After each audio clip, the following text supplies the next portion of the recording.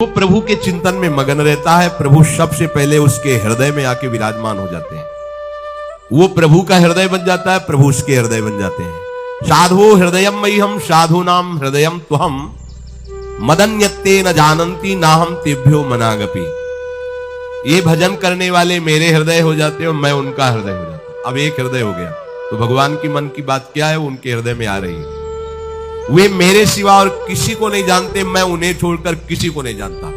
ये बोलो सर्व के भगवान क्या बोल रहे हैं, ये वो मेरे सिवा किसी को नहीं जानते तो मैं भी उनके सिवा किसी को नहीं जानता। ये बड़ी बात है। हम प्रभु के सिवा किसी को ना जाने ये तो बात ठीक है, क्योंकि सब प्रभु के स्वरूप के। सर्व के प्रभु कह रहे मैं उसके सिवा किसी को नहीं जानता। ये था माम प्रपद्यन्ते तास्तथे, इतना प्यार करते हैं कि प्रभु के हृदय में वो बसा रहता है। जैसे भक्त के हृदय में भगवान, ऐसे प्रभु के हृदय में वो भक्त। तदेव साध्यताम तदेव साध्यताम। देवर्षि नारद जी कहते हैं भगवत प्राप्ति के लिए एक ही चाह करो कि भगवत प्रेमी महात्मा का संग मिल जाए और वो कभी छूटे ना, और उनकी आज्ञा के अनुसार हम चले। उन महात्संग की ही साधना करो, उन्हीं की साधना करो। साधना करो इस बात की कि मुझे महात्मा मिल जाए। तदेव साध्यताम तदेव साध्यताम। साधना करो, भजन करके प्रार्थना करो प्रभु से कि आपके प्रेमी जन का संग हो जाए। भगवत प्रेम की प्राप्ति बिना भगवत प्रेमी महात्मा के हो ही नहीं सकती। रे मन रसकन संग बिन रंच न उपजय प्रेम। बोले कहो कृपा उपजय के भांति, तो रसिकन संग फिरो दिन रात। रात दिन रसिकों का संग हो तो भगवत प्रेम की उन्मत्तता हृदय में छा जाएगी।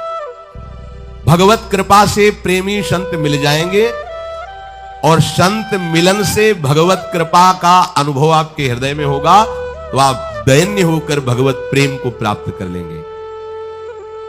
इसमें एक बड़ा रहस्य है कि जैसे कोई राजा है, वो बहुत बड़ा प्रतापी, बड़ी महिमा है, पर वो प्रेमी है ये रूप सबको पता नहीं होता। उसके राज्य शासन का, उसके वैभव का, महिमा का तो पता होता है, लेकिन वो इतना भी प्रेमी है कि राज सिंहासन से बिलग उसके स्वरूप को देखो तो ऐसा कोई प्रेमी है ही नहीं। उसके प्रेम स्वरूप को जानने के लिए राजा के किसी निजी प्रेमी से मिलना होगा, जो राज दरबार और निज प्रेम दोनों को जानता हो, क्योंकि राजा का प्रेम हर एक से नहीं होता। व्यवहार राजा के रूप में सबसे बर्ताव होगा, पर प्रेम का बर्ताव तो किसी बिरले से ही होगा। अब जब हम प्रजा के रूप में देखें तो अनंत ब्रह्मांड हमारे प्रभु के हैं। हमारे प्रभु सब के साथ बर्ताव राजा जैसा करते हैं। अवश्य में भोक्तव्यम कृतम कर्म शुभाशुभम भोगो। स्वतंत्र हो, जो करोगे भरोगे। हमारी तरफ से तुम्हें जल, वायु, आकाश ये सब फ्री है, पर अब जो तुम कर्म करोगे उसका तुम्हें भोग भोगना पड़ेगा। और वेद हमारे राजा का यशगान करते रहते हैं। ये जितने वेद पुराण हमारे प्रभु का यशगान करते हैं, लेकिन वो इतने भी प्रेमी है कि अपने भक्त के चरण चापते हैं। इतने भी प्रेमी है कि वो अपने भक्त के पीछे पीछे डोलते हैं। ये बात सबकी समझ में नहीं, ये वेद भी नहीं पहचान पाए हैं इस स्वरूप को। इसको तो कोई प्रेमी जन, इसीलिए ब्रज की लीला बड़ी गरिष्ठ लीला कही गई है। जहां वेद नेति नेति कहते हैं, ताई अहीर की छोहरियां छछियावर छाछ में नाच नचावे। ये प्रेमी स्वरूप है। ये किसी प्रेमी से ही पता चलेगा, वेद से नहीं। यहां तो वेदान्न प्रसन्नस्ति सावच्छिन्न अनुरागम लभते। जो वेद का भी पूर्णतया त्याग कर देता है वो अखंड प्रेम को प्राप्त होता है। प्रभु का प्रेम गुह्य रहस्य है। इस प्रेम राज्य में प्रवेश प्रभु से नहीं होगा, प्रभु के जनों से होगा। ये बात गूढ़ रहस्य है। उद्धव जी प्रभु के समीप में प्रेमी नहीं हुए, पर प्रेमी गोपियों के समीप हुए तो उद्धव जी प्रेमी हो गए। ये गूढ़ रहस्य है। बिना भगवत प्रेमी महात्मा के कोई भगवत प्रेम को प्राप्त नहीं कर सकता। साधना करके महामहिम भगवान की महिमा से मोक्ष को प्राप्त हो सकता है, कल्याण हो सकता है, कामनाओं की पूर्ति हो सकती है, पर बिना भगवत प्रेमी महात्मा के कोई प्रेम प्राप्त नहीं कर सकता। अपने प्रेम का रहस्य प्रभु स्वयं नहीं बताते हैं, कृपा करके अपने प्रेमी के पास भेज देते हैं। फिर जब प्रेमी प्रभु के प्रेम रहस्य को बताता है तो प्रेम गोष्ठी में शामिल होने के योग्य जो उपासक हुआ, अब उसके हृदय में प्रेम जागृत हो जाता है। इसीलिए देवर्षि नारद जी कह रहे हैं तदेव साध्यम तदेव साध्यम। तुम साधना करो इस बात की भगवत प्रेमी महात्मा मिल जाए। निमज्योन्मज्जताम घोरे भवाब्धौ परमायनम संतो ब्रह्मविदा शांता नौर्दृढ़े वाप्सु मज्जताम। जैसे जल में डूबते हुए पुरुष को नौका मिल जाए तो सुखपूर्वक बैठ करके पार हो जाता है, ऐसे भव समुद्र में काम क्रोध आदि के द्वारा हम डुबोए जा रहे हैं। यदि हमें भगवत प्रेमी शांत चित्त संत जन का साक्षात्कार हो जाए, उनका अवलंबन मिल जाए, उनका आश्रय मिल जाए, तो हम ऐसे सुखी हो जाए जैसे कोई जल में डूब रहा है, प्राण निकलने वाले, समीप आपके नौका में उसे बैठा लिया गया। ऐसे ही भव समुद्र में काम क्रोध लोभ मोह मद मत्सर, इनसे हम पिट रहे हैं, डूब रहे हैं। कोई भगवत प्रेमी महात्मा कृपा करे। सच्ची कहते हैं आपसे, ज्ञान मार्ग में, संन्यास मार्ग में भगवान शंकराचार्य जी के उपदेशों के अनुसार, संत महात्माओं की वाणी के अनुसार, कृपा के अनुसार जो कुछ समझ में आया, तो उस समय हमें लग रहा था हम परमानंद में निमग्न हैं, हम निष्काम हैं। लेकिन जब हिताचार्य की शरण हुए और यहां रसिकों की कृपा को हुई, तब लगा अभी ककहरा भी नहीं शुरू हुआ, अभी तो हम ककहरा भी नहीं जानते प्रेम मार्ग का।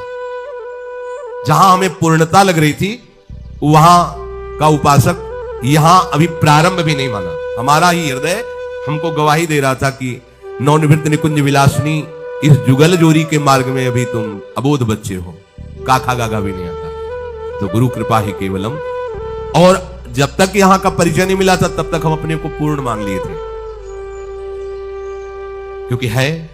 पर जब इधर आए, तब उस समय जिसे हम परमानंद समझते थे, इधर आए तब लगा कि अगर ये चरणामृत न मिलता, ये कृपा न मिलती, तो हम समझ ही नहीं पाते। हम उसी को पूर्ण मानकर उसी में तृप्त हो रहे। यथोप श्रेयमाणस्य भगवंतम विभावशुम शीतम भयम तमोप्येति साधूनाम संसेवतस्तथा। जिस प्रकार विभावशु भगवान अग्नि का आश्रय ले लेने पर ना शीत रहेगा, ना भय रहेगा, ना अंधकार, तीनों नष्ट हो जाएंगे। इसी प्रकार जब भगवत कृपा प्रसाद से हमें किसी भगवत प्रेमी संत का संग मिलता है, तो पाप रूपी शीत नष्ट हो जाता है, जन्म मृत्यु रूपी भय खत्म हो जाता है, और अज्ञान रूपी अंधकार नष्ट हो जाता है। जैसे भगवान अग्निदेव का आश्रय लेने पर शीत भय अंधकार तीनों नष्ट हो जाते हैं, ऐसे भगवत प्रेमी महात्मा का आश्रय लेने पर पाप रूपी शीत, जन्म मृत्यु रूपी भय और अज्ञान रूपी अंधकार नष्ट हो जाता है। निर्मल ब्रह्मबोध या भगवत प्रेम किसी साधन से प्राप्त ही नहीं हो सकता। ज्ञानी प्रवर अवधूत शिरोमणि जड़भरत जी कहते हैं, नैषाम मतिस्ताव दुरुक्रमांघ्रिम स्पृशत्य अनर्थापगमो यदर्थः महीयसां पादरजोभिषेकं निष्किंचनानां न वृणीत यावत्। लहुगण, ये जो मैं तुम्हें तत्व ज्ञान भगवत प्रेम की बात कह रहा हूं, ये ना तो तपस्या से, न यज्ञ से, न दान से, न गृहस्थाश्रम द्वारा परोपकार सेवा से, ना वेदाध्ययन से, ना जल अग्नि एवं सूर्य की उपासना से ये प्राप्त नहीं हो सकता। कैसे प्राप्त होगा? उन्हें निष्किंचना नाम नवृणीत यावत महीयसाम पादरजोभिषेकम। जो निष्किंचन भगवत प्रेमी महात्मा है, उनकी चरण धूलि जब तक आप मस्तक पर धारण नहीं करोगे, अर्थात उनकी आज्ञा के अनुसार नहीं चलोगे, उनका संग नहीं करोगे, उनके कृपा पात्र नहीं बनोगे, तब तक ये शुद्ध बोध और प्रेम प्राप्त होने वाला है।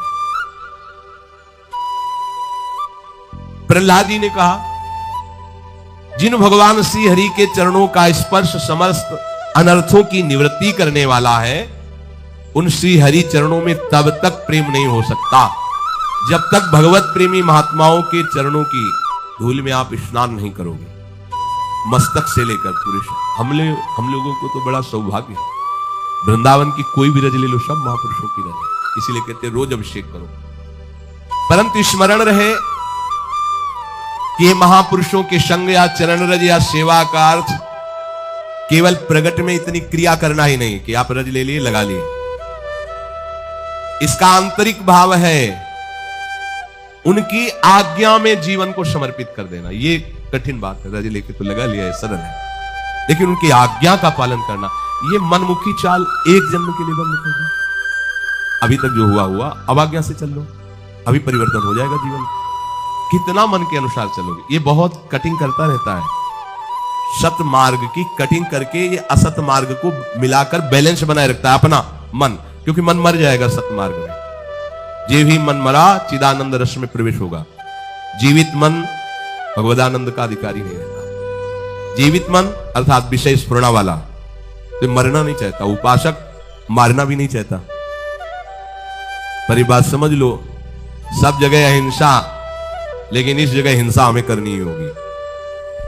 जो सब जगह अहिंसा धर्म का पालन करते हैं वो इस यहां हिंसा करते हैं, मन को मारते हैं।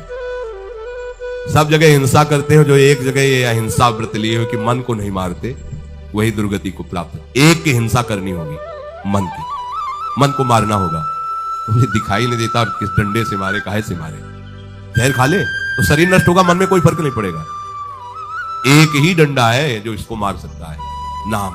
राधा राधा राधा हर समय इसके ऊपर पड़ता है, इसलिए नाम जप करना नहीं चाहता और कुछ भी इससे करवा लो। हाँ, घंटों आप कोई भी सेवा करवा लो, राजी हो सकता है, लेकिन 1 घंटे बैठकर तदाकार वृत्ति से एक नाम को निरंतर जपो, ये राजी नहीं रहेगा, क्योंकि हर नाम उसके ऊपर प्रहार की तरह पड़ता है मन के ऊपर। एक बार इसे मारना होगा। मन मारा, प्रभु के रस का अनुभव हुआ। और ये मन मारना नहीं चाहते, जल्दी कोई नहीं मारना चाहते। देखो, एक ही चीज पा रहे हो, रोटी दाल, रोज वही रोटी दाल, थोड़ा तो कुछ मन, ये संसारियों को होता है, हम बाबा जी हैं, हम इसे मारना है।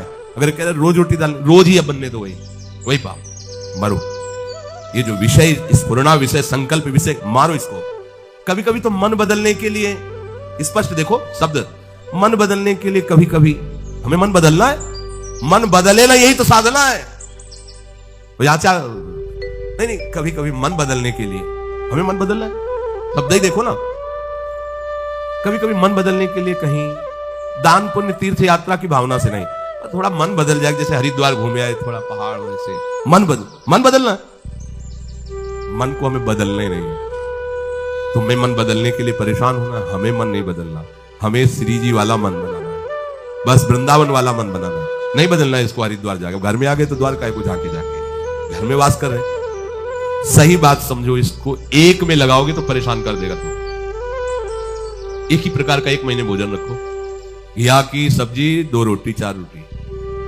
भोजन की बात याद आते ही ऐसे रोमांच होने लगे। घिया की सब्जी रोटी, नहीं, वो अंदर से नहीं, प्राण पोषण के लिए पाना, चलो पाओ, चलो। वो बस इसी बात में रहेगा कि यहां से देखो, हो गई श्रद्धा हमारी, हम भिक्षा कर लेंगे, बिहारी जी के गोसाइयों में दूध भात का हो लेगा ये, यहां तो रोज घिया रोटी। मन मारना कोई खिलवाड़ नहीं है, खिलवाड़ नहीं है। बोले 2 दिन से अरहर की दाल बन रही है, आज थोड़ा बदल के, कुछ बदल के, बस यही बदल की बात को रोकना है।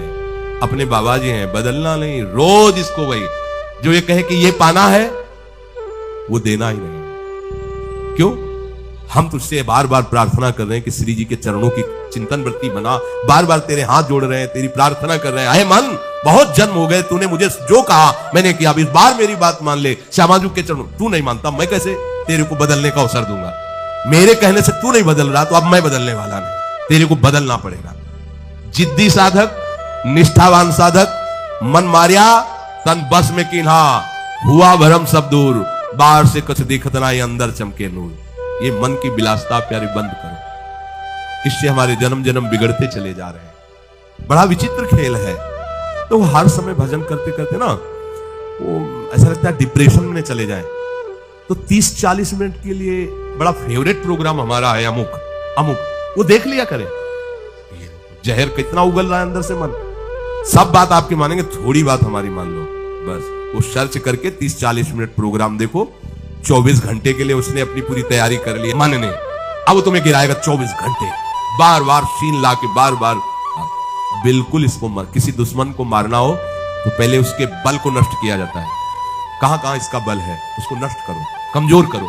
तो मन का बल है विषय सेवन, इसे विषय सेवन मत कराओ, ये निर्बल हो जाएगा। निर्बल मन को भगवदानंद में लगाओ, तो भगवान नाम, भगवत रूप, भगवत लीला, इस पर अधिकार करके इसे भगवत स्वरूप। इसका मर जाने का मतलब अमर हो जाना। मन की वासनात्मक वृत्ति का नाश करना ही मन की हिंसा है। और जहां वासनात्मक वृत्ति नाश हुई, तहां वो अमर हो गया, वो कृष्ण रूप हो गया, वो परमानंदमय हो गया। श्री भगवान कहते वासुदेवा सर्वमिति सा महात्मा सुदुर्लभा। जिसने सब जगह अपने आराध्य देव को देख लिया, ऐसा महात्मा दुर्लभ है। तो कहते प्रभु इतनी मंगलमयी बात आपने बताई कि मेरी शरण में हो जाए, माया से तर जाएगा और सब जगह वो मेरा साक्षात्कार कर लेगा, फिर ये लोग आपकी शरण क्यों नहीं होते? तो प्रभु ने कहा कि वो तो पाप कर्म करते हैं, दुष्कृति होते हैं, मूढ़ होते हैं, वो मेरी शरण में नहीं आते। अगर वो आ जाए तो उनका भी कल्याण हो जाए। प्रभु आप इतने उदार दाता हैं, फिर सब लोग आपसे ही क्यों नहीं मांगते? अन्य देवताओं का पूजन भजन करके उनसे भी चाहते हैं। तो ऐसा कामैस्तैस्तैर्हृत ज्ञाना प्रपद्यन्ते अन्य देवताः तम तम नियममास्थाय प्रकृत्या नियता स्वया। ये जो कामनाओं से ग्रसित लोग होते हैं, इनको जहां सुनने को मिला कि इस देवता की ऐसी आराधना करने से ये कामना की पूर्ति हो जाती है, तो उनको शुद्ध ज्ञान तो होता नहीं है, शुद्ध सत्संग तो मिला नहीं है, तो अपने अपने स्वभाव के अनुसार वो उस देवी देवता की आराधना करने लगते हैं। अब भला बताओ, किसी भी आराधना में अंबा भगवती, उनके ऊपर शराब की बोतल, अत्यंत सुकुमार पशु पक्षियों को काटना, हमारी तो समझ में ही नहीं आया कि कौन सी आराधना हो रही भाई। एक बार कहते हो जगत जननी अम्बा की जय, जगत जननी की अम्मा है वो, जगत जननी है, अम्मा है वो, जितनी माता है उनकी भी अम्मा है वो, सब बच्चों की वो माँ है, चाहे वो बड़ा हो, बूढ़ा हो, जड़ हो, चैतन्य हो, जगत जननी। भला माँ अपने बच्चे का गला कटते देख करके कैसे प्रसन्न हो सकती है? मुझे तो आज तक की बात समझ में नहीं आई कि ये लोग कैसी मूढ़ता करते हैं। परम पावन महादेव जी के अर्धांग में विराजमान भगवती भला मदिरा का भोग कैसे स्वीकार करेंगी? शराब कैसे पिएंगी? यही की बात है। हम तो ज्यादा उनसे परिचित, परिक्रमा लगाते थे तो ऐसे चामुंडा जी के इधर मिले तो उन्होंने बताया कि बाबा हम तो रोज शराब का भोग लगा के पीते हैं, चामुंडा जी को भोग लगता है से तो कुछ नहीं। पर हमारा ये विचार था कि देवी जी तो भगवान महादेव जी के अर्धांग में विराजमान है, परम पवित्र देवी शक्ति है, वो कैसे ऐसा? अब आप अगर वो प्रसाद पीते हो, आपको मां का भाव आ रहा हो, दर्शन हो रहा हो, तो हमें बताओ। इसका मतलब है आप अपनी मन मानी करते हैं। शास्त्रों में तो किसी भी देवता या देवी को प्रसन्न करने के लिए जब तक आराधना कर रहे हो तब तक निर्विषय होने की बात कही पाई हमने, जहां जहां आराधना पाई। ऐसी आराधना तो हमने दैत्यों की भी नहीं देखी कि वो शराब पी करके कोई काम कर रहे हैं। एक ब्रह्म ऋषि की तरह उनकी जीवनचर्या हुई है जब उन्होंने कोई भी अनुष्ठान किया है। ये जो कामना से बुद्धि अपरीत हो गई है, वो लोग प्राय ऐसा कि अमुक बलि दे दो तो तुम्हारे पुत्र हो जाएगा, दूसरे के बच्चे को छीन कर तुम काट रहे हो, चाहे बकरा ही हो, मुर्गा हो, तुम्हारे बच्चा पैदा हो जाएगा। अरे वो अगर बच्चा तुम्हारे प्रारब्ध में नहीं लिखा है ना तो नहीं होगा, अगर होगा भी तो ऐसे कृत्य के कारण तो तुम्हें जीवन में कभी सुख चैन नहीं लेने देगा, कभी तुम्हारी शांति नहीं आने देगा, हर समय तुम्हें अशांत और जलना होगा। अधर्म से किया हुआ जो भी अनुष्ठान है उसका परिणाम विनाशकारी और दुखदायी होता है। भगवान कहते हैं ये ज्ञान इनका अपहरण हो चुका होता है कामना के कारण। ये अपने अपने स्वभाव के अनुसार उस देवता का, उनकी आराधना के नियमों को धारण करते हैं और देवताओं की शरण होकर अपनी अपनी कामनाओं की पूर्ति चाहते हैं, क्योंकि इनका लक्ष्य केवल लोक परलोक की भोग वस्तुएं ही है जो क्षणिक है, कुछ समय के लिए है।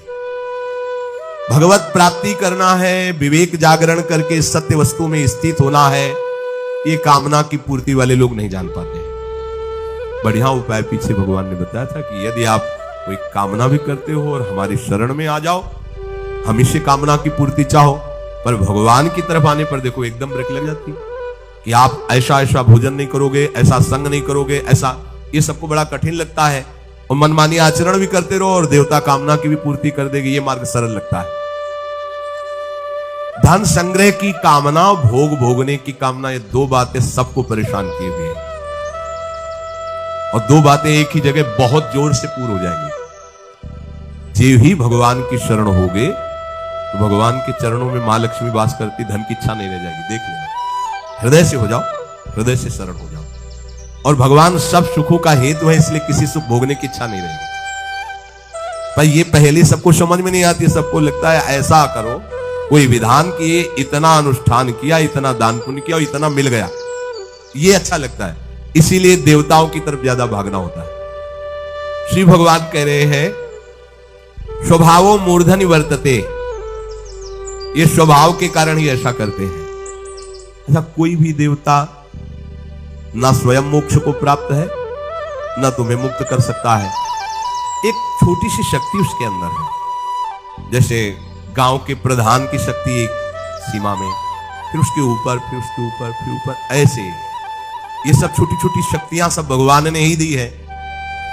लेकिन वास्तविक कामना की पूर्ति तो केवल श्री हरि से होगी, दूसरे से नहीं होगी। अपने जितने सत्संग सुनते हैं, अपने को अनन्य हो जाना है, कोई भी कामना नहीं रह जाएगी, न जीने की, न धन की, न सुख। ऐसी मस्ती आएगी, मान लो कोई साधना, कोई अनुष्ठान करने की जरूरत नहीं, भगवद आश्रित हो जाओ और नाम जितना बन सके उतना नाम गुनगुनाते पड़े रहो भरोसे पे। वो चीज मिलेगी जो कहीं किसी साधना से नहीं मिलती। ये जीवन की सार बात आपको बता रहा हूं, आपको जो चाहिए वो मिल जाएगा। बस हमारी प्यारी जो की शरण हो जाओ, जितना बने नाम जपो, अन्य आश्रय रहित हो जाओ, सब ठीक हो जाएगा। ये जो बेचारे कामना से जिनका ज्ञान अपहृत हो गया, वो यहां तक आ ही नहीं पाते, वो उसी में फंसे। अगर कहीं थोड़ा सा पवित्र भाव भी हुआ तो देवताओं का अवलंबन ले लेते हैं और उसे अपनी कामना की पूर्ति के लिए आराधना करते रहते हैं। ये अमूल्य जीवन जो भगवत प्राप्ति के लिए था, निष्कामता के लिए था, भगवत प्रेम के लिए था, वो ऐसे खो देते हैं। अब अपने लोगों को सावधान होना है। प्रियालाल के सिवा ने कोई आश्रय नहीं, निरंतर नाम जप करते हुए जितनी श्वासें हैं वो केवल अपने प्रभु को समर्पित